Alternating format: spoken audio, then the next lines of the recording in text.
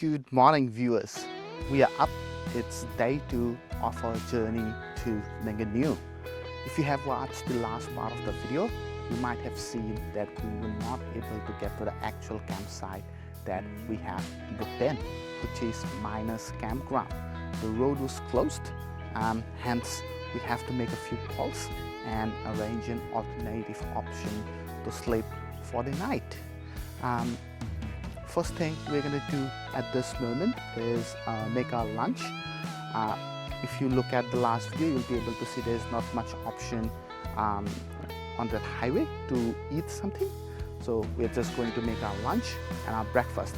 After that, we're going to pack everything up and leave for the campground that we have actually booked in. Now, we're not staying today, we're going back. The reason behind that, the road to that campground is actually home of a lot of wildflowers. Unfortunately, we couldn't get to the actual part where we can take a walk of like 1.5 hours to do the walk trail to see the actual wildflowers. However, we have seen a lot of them on the side of the road. Now, yesterday we were running out of daylight, we were running out of options. So that's why we didn't film much on that part. But we're going to go back today to show you that. And apart from that, we have 2 more things planned for this video. One is an impromptu one. While we're coming from Perth, we saw a sign, and I'm assuring you that's a pretty good video is gonna come on, because that's something most of us might not have seen. I have only seen it once as part of my work, but not after. There's lots of those kind of objects, you might say. So stay tuned to the end of the video to know more about it. Also, after we finished last video, it bucketed down yesterday. The sun is shining at the moment, so you might not be able to see most of the rain, but there's a lot of dews, a lot of rain. Last night we survived, that's what I can say. So let's start with prepping for our lunch. Welcome under the gazebo or the marquee. We're going to prepare our lunch today. Now, this stays open because that helped me keep things locked and dry because it's raining. The sun is shining, but it's playing hide and seek with the clouds. So for our lunch today, we're going to make some cold sandwiches, which are called tuna sandwich. Now, I already have some bread. Obviously, not homemade, store-bought bread. That's what I have. So in each of those sandwiches, we're going to use 3 slices of bread. Now, what I forgot is the slice of cheese. I thought yesterday while coming out that I'm forgetting something, but I couldn't remember what I forgot. Now, when I'm trying to make this sandwich, now I know what I forgot, and that's the slice of sandwiches. The slice of cheese. The bed is a bit deformed. The reason for that is there's a lot of weight on the top of the food, and that's why it's a bit deformed. But then again, are we making art? Maybe, possibly, but 100% not with this bread. So it's a very easy way. We just need 3 or 4 ingredients. So one of that is mayonnaise. This is not your plain old mayonnaise, it's spicy peri-peri. So this is gonna give the sandwich a kick, which we definitely need because the weather is cold. So the first layer is your peri-peri. Now we are gonna make a couple of sandwiches. I'm not gonna bore you by showing all of them, but just showing the process of making a quick lunch for the day. Right, so that's the first part. Now, next part is the lettuce. You might have, if you look at this previous video, part 1 of this, you might be able to see what I have done with this. So that's it, plain and simple. Put some onion in this. Because we are traveling, we don't like much. Sprinkle a bit of salt, just so that everything is not super bland. You can skip this part as well. Now next is putting, now generally if I would have that slice of cheese, that would have gone over it, but since we don't have it, we don't have it. Nothing to worry about it. So that's the second pieces of bread. Now the last and the best, which makes this sandwich a tuna sandwich, that is tin tuna, and that's chunks in oil. Now whenever you're making sandwiches, it should always be in oil. There is one another you can find which is in brine or in spring water. Now I will not recommend those, so I'm gonna put some decent amount of tuna chunks in here. Now one of these bad boys, and you'll pretty much not be hungry for max 4 or 5 hours. See how much tuna I'm putting in? That's the idea behind it. That's the idea behind it. So I have pretty much used up half of this tuna cans, and this has about 185 grams of it. I'm going to put that away. Just trying to fix the shape of the bread a bit more, and that's it, viewers. That's the sandwich, or the tuna sandwich. May not be the best looking, but it will definitely keep you from hunger. Now we just have to make 2 more like this for the road. I am not sure if the rain is visible on the camera or not, but it definitely has halted our plans a bit more. We are thinking to be out of this campground in about 10 o'clock, but it's already about close to 10 o'clock, and we cannot pack everything down if it's raining, so we just have to wait out a bit more. We plan to be in Perth by 5 or 6 o'clock. Now it looks like a bit it looks like that we are going to be a bit light, so the campground is already pretty much empty, and this is how the entire ground looks like. So this is where we are cooking our eggs, and all the other camera gear and everything is under the gazebo now. So I'm just doing a 360-degree tour of the campground while I'm just staying under the gazebo. So we have also closed the door of the tent because otherwise rain is getting in, because there is a slight gap between the gazebo and the tent because the tent is in a dome shape, so the gazebo cannot actually cover the door properly. The 2 yellow things that you are seeing over there, so let me just go there quickly. This yellow thing, so this is the door actually. This is, as you can see, this is water droplets, that's the water, or that's the rain, and because there is a gap, we actually cannot cover it up, so we have to close the door so that the rain doesn't get in. And the car is just over here. We have packed everything, there's nothing in the tent, but the weather god has not been kind to us. It started raining again.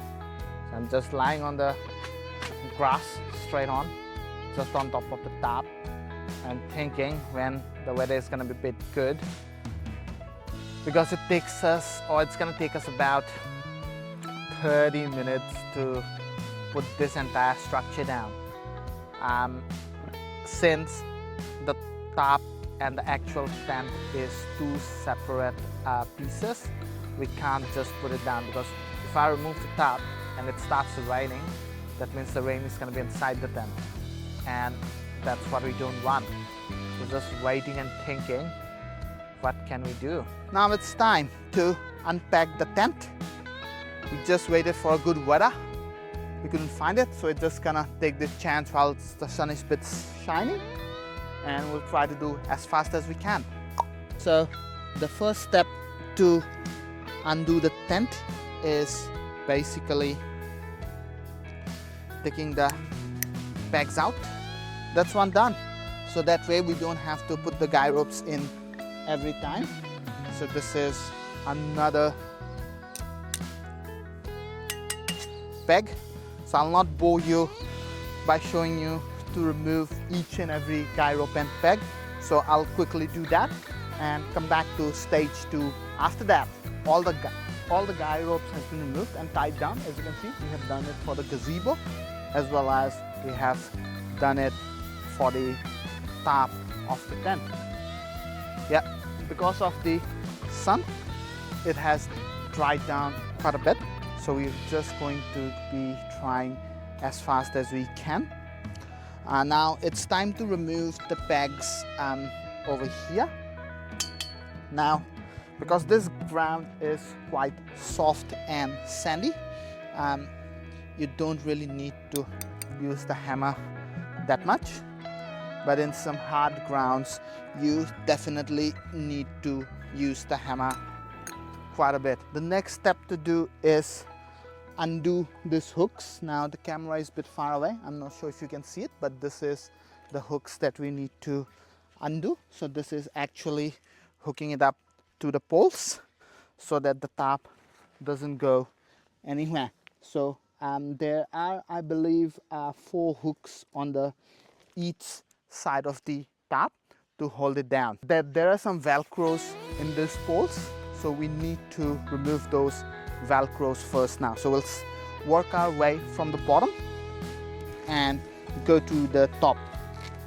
So just move it out like this. There are velcros up here for the side poles.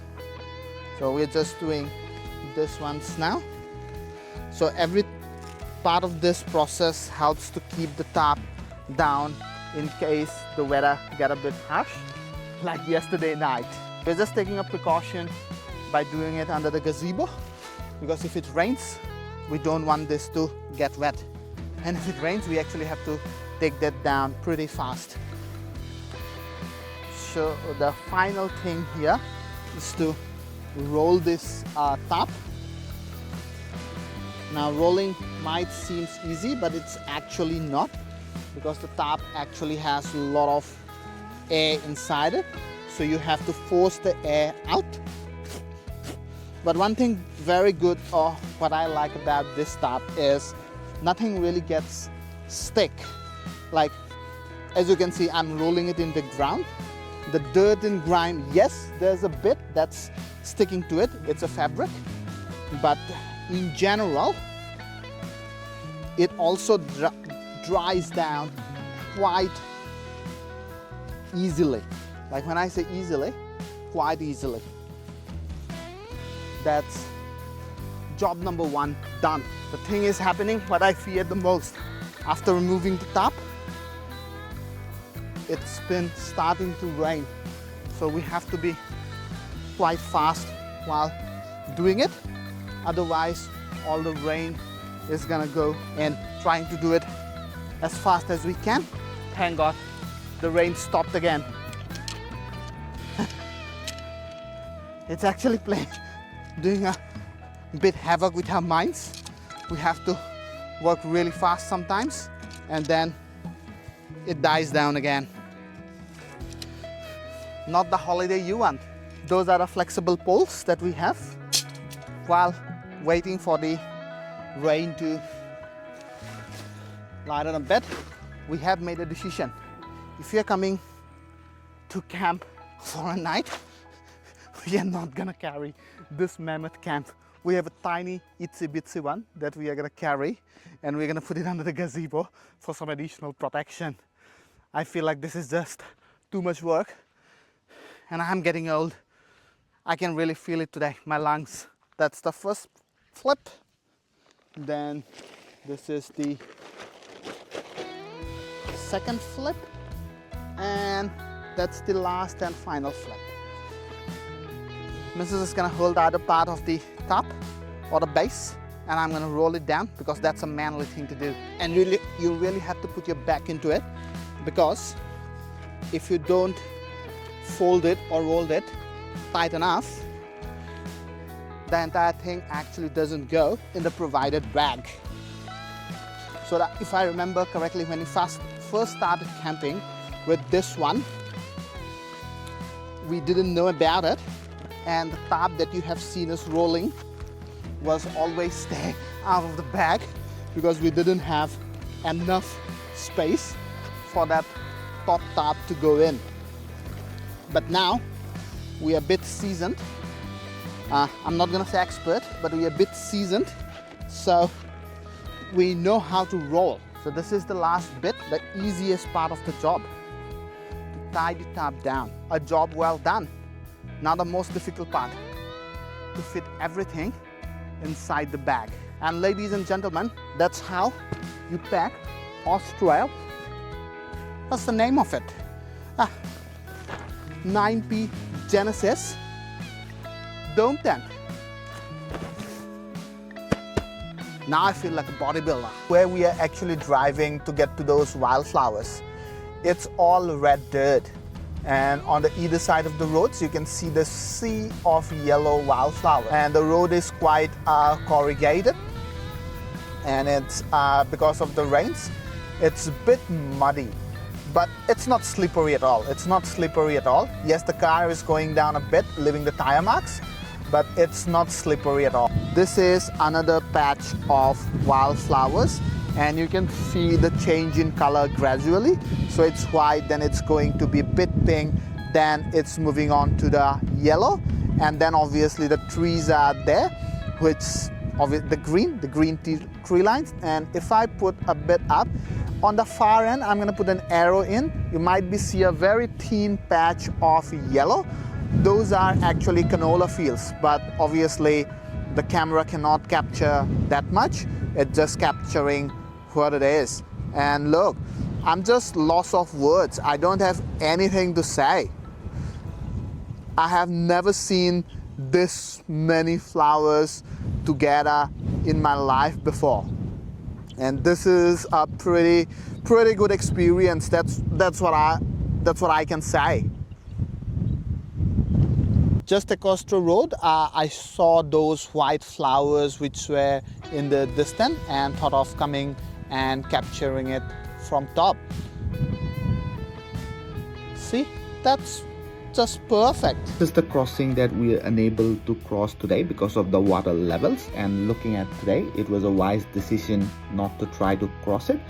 We have about 200 mils of water yesterday. However, the water level has gone down quite a bit, but we can still see the silt and the sand underneath, which is quite soft, and it's pretty much impossible for a two-wheel drive or a front-wheel drive car to pass. That's how the car got stuck. We're trying to help them to get out. Along with that Isuzu D-Max that you can see on the video, which is a 4x4. If you want to look at the river crossings yesterday, how it looked like, I'm gonna put the video link on top somewhere, and have a look and go watch that part of the video as well.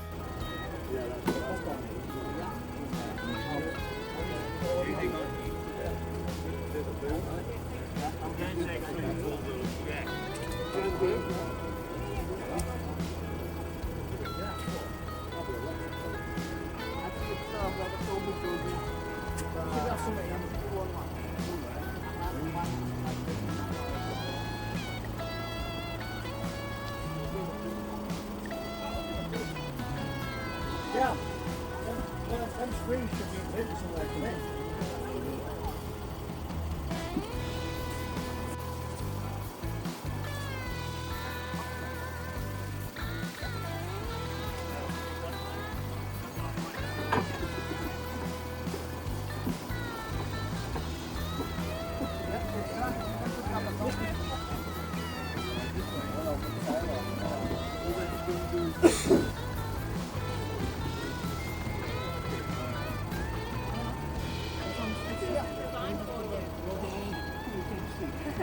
I have one like this in Nike, that's how I know.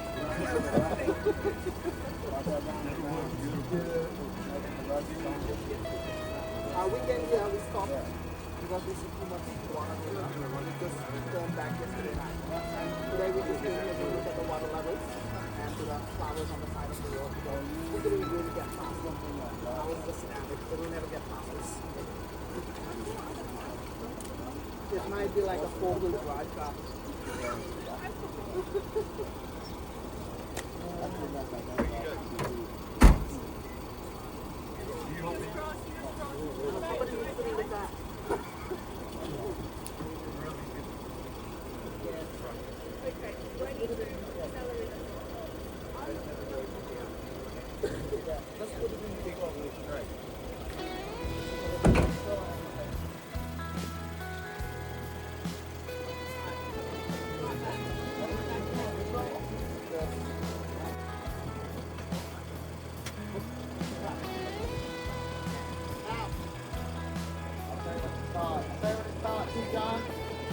Time's up now. Woo!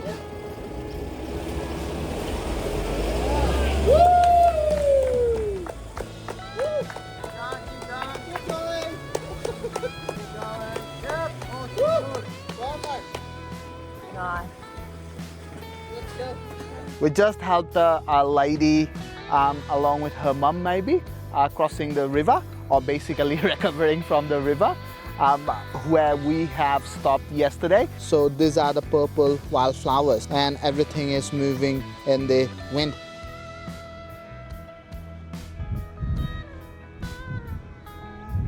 Looks pretty good. This is another set of wildflowers.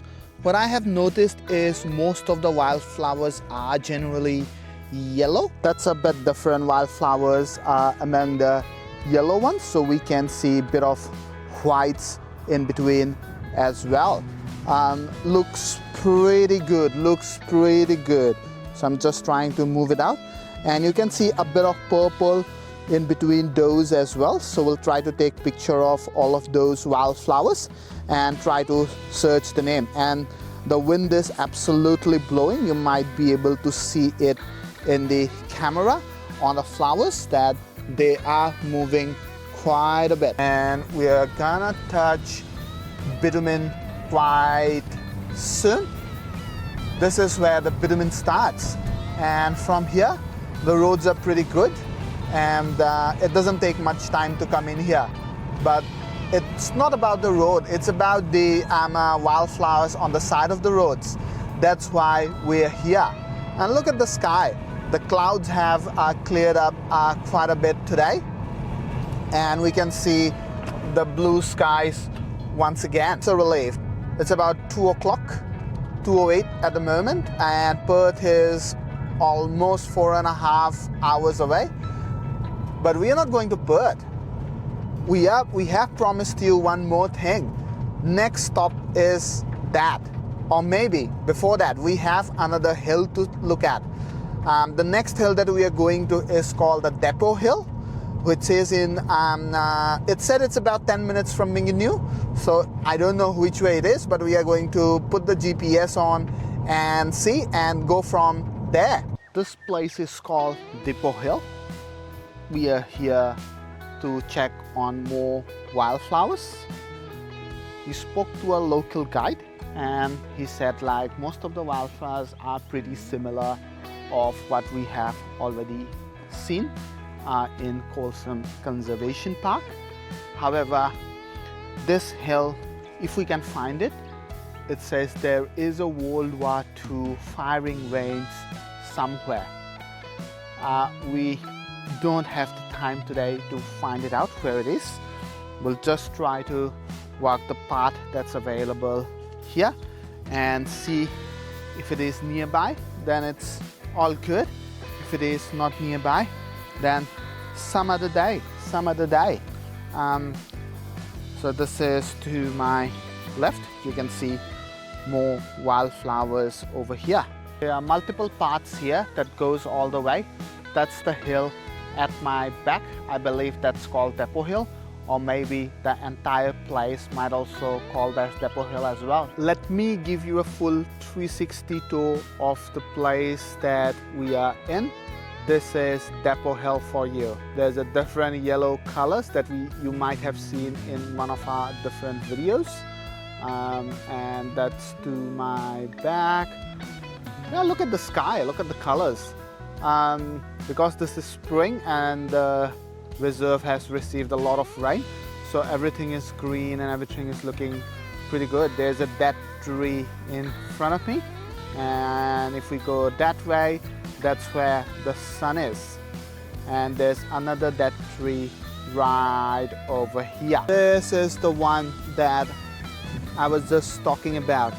It's a bit different. It's like a bit feathery. Yeah, that's the best way to put it, I believe. And look at those, and the branches are pretty strong, and it has thorns in it as well. And look at this, just on the side there's another yellow ones, again completely different. So I can 100% conclude at this moment that most of the wildflowers might, or I guess, is yellow. It's just different types of yellow. Look at this one, and coming down here, there's another one. The texture and everything is a bit different. So again, looking at this one and coming up to this one. So texture is a bit different, but both of them are yellow. And if you look from a bit far, you can't actually tell if there are two different wildflowers. Now this is another type of yellow wildflowers. These are very small, not the ones that we are looking at it, which are quite big. We do have a few bigger ones in between, but all of those that you see in the camera, those are all smaller ones. I just don't want to get too close because I might squash it when I put my step on, so I'm just capturing it from a bit far away. But this is how it looks like up close. We are returning back to the car now. We have one more spot that we need to cover. It's a very good experience. It's a very nice experience. Wish we could have more time and to explore the World War II firing range. I am really happy with the outcome of this trip. We got experience of so many things that we haven't done it before. This is the parking. It's not a very good one, and there is no amenities here, but might be there's, at the moment there's 1, 2, 3, 4, 5, 6, 7 cars parked, and this is ours, so we have just parked over here. I'm just going to get in the driver's seat. Look at that white car. It's absolutely filthy and red from the red dirt, and that's one of the motorhomes from Apollo. You can buy it or rent it, and there's another one on the move.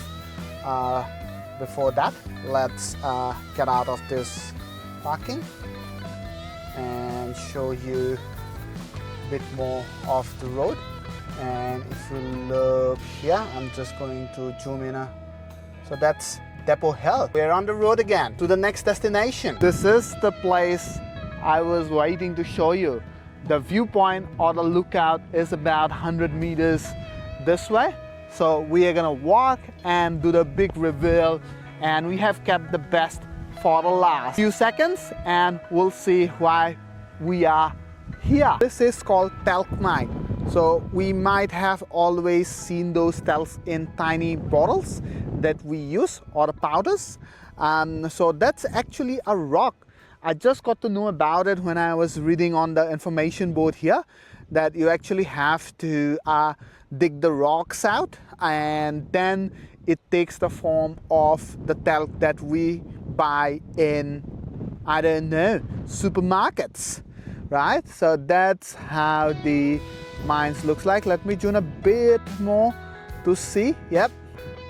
So that's the pit. We can't actually go near to the pit.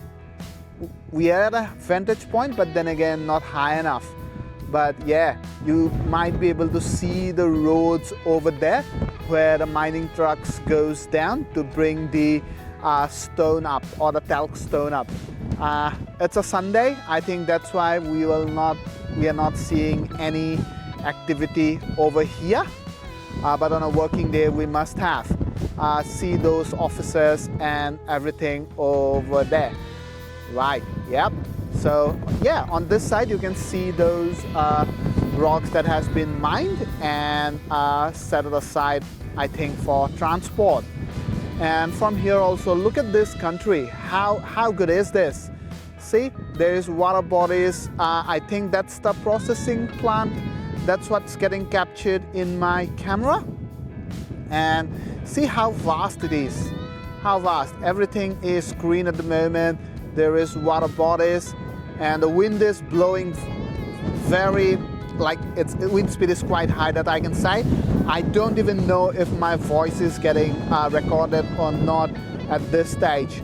But this is, the view is from the top of the lookout. If you want to learn more about this talc mine, you can pause the video now. I just found a sample of how the talc rock looks like, and this is the talc stone. You're looking at it. This is before it's getting processed and goes into those plastic containers that we use. How fascinating is this? This piece of rock or this piece of stone is actually grindstones, get processed and become the talc that we use every day in our life. Learning something new every day. That's the road in distance through which we drove up. Here it is, the landmark. Exploring Wildflower country, talc mine. This was our last stop of this visit, and from here on we are gonna drive straight to Perth. We don't know how far Perth is, maybe about 350 km. Should take about another 4 hours to drive. You have already seen the roads from Perth to here and to Mingenew in part 1 of this video. If you haven't watched the part 1, I will request you to go back and watch the part 1 of this video to see all this amazing country has to offer. So, signing out, and we'll see you next Sunday again with a different video. And now we are driving back. See ya, take care, thank you for watching.